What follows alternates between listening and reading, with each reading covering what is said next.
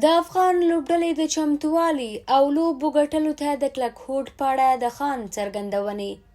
ټاکل شوی راشد خان په سږني شل اوریز نړیوال جام کې د افغان لوبډلې مشري وکړي. نوموړي په خپلې وروستۍ مرکه او د نړیوال شورا خبري کنفرانس کې د لوبغاړو د چمتووالي او لوبو ګټلو ته د کلک هوډ په اړه یو لړ څرګندونې وکړې. راشد خان باوري دی چې د لوبغاړو ویشتنځای د افغان لوبډلې سپینرانو ته جوړ دی.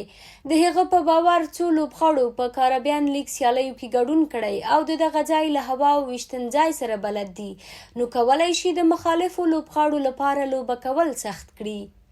ښاغلي خان د کرکټ نړیوالې شورا له لوري په خبري کنفرانس کې زیاته کړې چې زموږ لپاره مهمه لومړنۍ لوبه ده چې څرنګه یې کولی شو، ځکه په وینا یې په شل اوریز کرکټ کې د لوبې تر وروستۍ شیبې بایلل او ګټل معلوم نه وي، ښایي کمزورې لوبډله پر پیاوړې غالبه شي.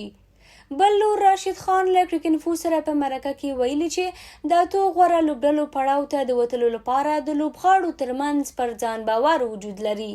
موږ مخکې هم څو ځل په شل اوریز فارمټ کې ویسټ انډیز مات کړی، په یو ورځني لوبو کې مو هم مات کړی، او تر ټولو مهمه دا ده چې زموږ څو لوبغاړي د IPL سږني پړاو کې ولوبېدل چې دا د نړیوال جام لپاره ښه چمتووالی و. خان هیله لري چې افغان لوبډله هماغه پر ځان باور ولري لکه په هند کې چې په یو ورځني نړیوال جام کې درلود. راشد خان ټینګار کوي چې زموږ لپاره مهم څه دا دي چې موږ په کوم ذهنیت میدان ته ځو. که موږ دا باور لرو چې کولی شو نیوزیلند مات کړو یا ویسټ انډیز مات کړو، نو کله چې دا باور رامنځته شو بیا کولی شئ هره لوبډله ماته کړئ، او دا هماغه باور و چې موږ په هند کې په تیر نړیوال جام کې درلود. د افغانستان او افغانانو ویاړ او په شل اوریز نړیوال جام کې افغان لوبډلمشر راشد خان د لوبغاړو د چمتووالي خبره هم هیره نه کړه. خان د نړیوال شورا د خبري کنفرانس پر مهال د خبريال د پوښتنې په ځواب کې چې لوبغاړي له ګرمۍ سره څنګه دی وویل، د دې لپاره چې له ګرمۍ سره بلد شو موږ 2 اونۍ وړاندې دلته راغلو.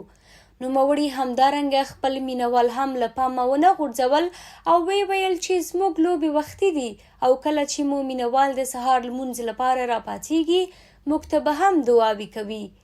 ښاغلي خان په وروستیو ټکو کې د تل په څیر یاده کړه چې موخه یې افغانستان ته خوشحالي راوړل دي او له مینوالو یې د بریاو لپاره د دعاو هیله وکړه.